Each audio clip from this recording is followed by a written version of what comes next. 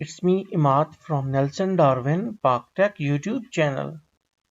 So in this tutorial, we will learn about how to measure the current within any circuit within the easyEDA online simulator.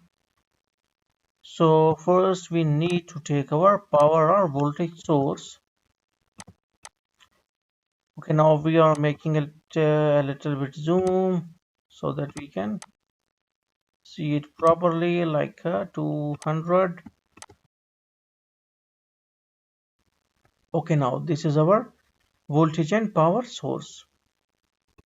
Now we need to take our resistor. You can use this one or the 3D or in any format, so it's okay. Now this is our resistor. We need to connect this resistor with our power supply. Okay, now we need to take our multimeter.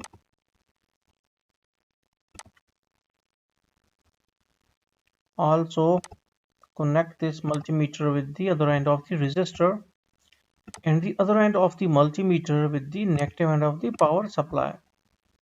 Now why we have connected it like that? Because current is always measured in the series.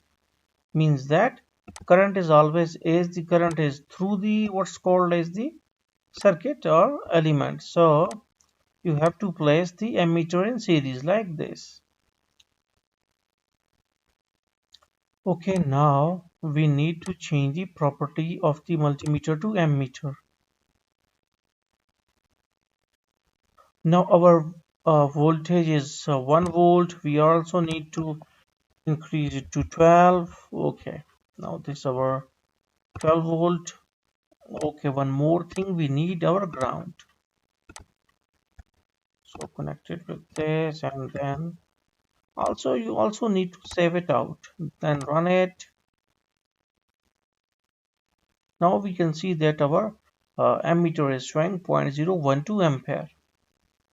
So it is like a very easy task to measure the current via any circuit within the easyEDA.